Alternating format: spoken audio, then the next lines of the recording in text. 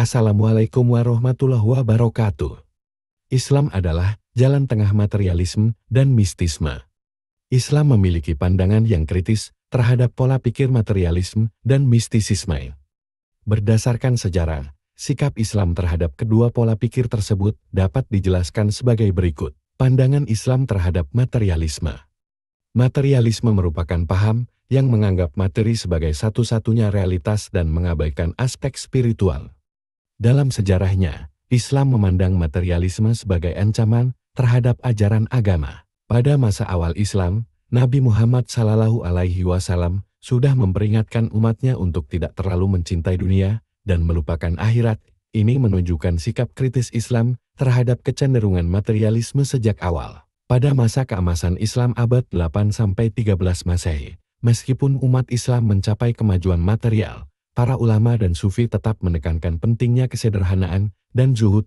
Ini merupakan bentuk penyeimbangan terhadap kecenderungan materialisme.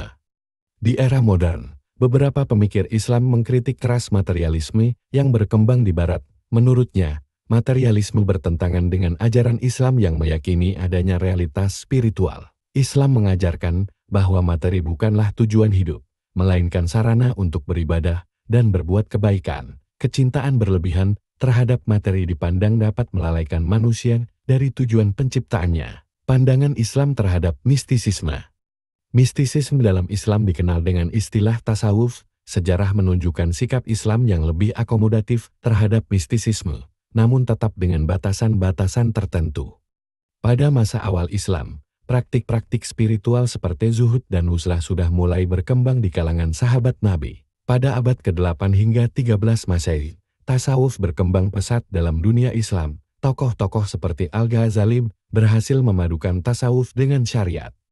Namun, beberapa aliran tasawuf yang dianggap menyimpang dari syariat, seperti paham hulul dan ittihad, mendapat kritik keras dari ulama konservatif. Di era modern, tasawuf tetap diterima dalam Islam, selama tidak bertentangan dengan syariat. Beberapa tokoh, seperti Hamka, berusaha menyelaraskan tasawuf dengan kehidupan modern. Islam memandang mistisisme sebagai jalan spiritual yang sah, selama tidak melanggar batasan syariat. Mistisisme dianggap dapat membantu manusia mendekatkan diri kepada Allah Subhanahu wa Ta'ala, namun harus tetap dalam koridor ajaran Islam yang benar. Kesimpulannya, Islam mengambil jalan tengah antara materialisme dan mistisisme ekstrim. Islam mengajarkan keseimbangan antara kehidupan dunia dan akhirat, serta antara aspek lahiriah dan batiniah dalam beragama. Jalan tengah pengobatan Islam.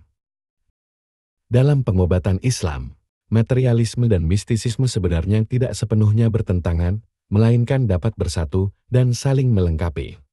Berikut ini penjelasan mengenai penyatuan materialisme dan mistisisme dalam pengobatan Islam. Integrasi pendekatan material dan spiritual.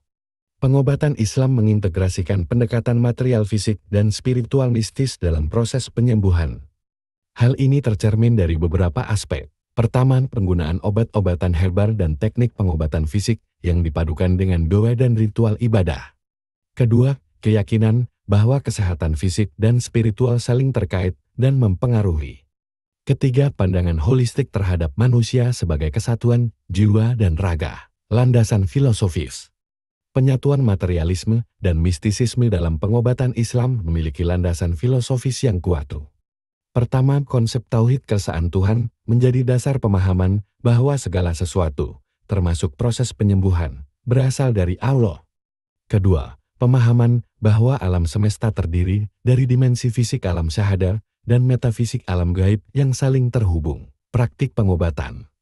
Dalam praktiknya, pengobatan Islam menggabungkan elemen material dan mistis. Pertama, penggunaan obat-obatan herbal dan teknik pengobatan fisik yang didasarkan pada pengetahuan empiris. Kedua, penerapan terapi spiritual, seperti ruqyah, zikir, dan doa sebagai bagian dari proses penyembuhan. Ketiga, pemanfaatan energi spiritual barokah melalui air doa atau benda-benda yang dianggap memiliki keberkahan. Peran tenaga medis dan spiritual. Dalam sistem pengobatan Islam, terdapat pembagian peran antara tenaga medis dan spiritual. Pertama, dokter atau tabib menangani aspek fisik penyakit dengan pendekatan ilmiah dan empiris. Kedua, tokoh agama atau ahli spiritual memberikan bimbingan dan terapi yang bersifat ruhania. Kedua peran ini saling melengkapi untuk mencapai kesembuhan yang menyeluruh, tantangan dan kritik. Meskipun demikian, penyatuan materialisme dan mistisisme dalam pengobatan Islam juga menghadapi beberapa tantangan. Pertama, adanya potensi penyalahgunaan praktik pengobatan spiritual yang tidak sesuai dengan syariat. Kedua, kritik dari kalangan yang menganggap pendekatan mistis sebagai tahayul atau tidak ilmiah.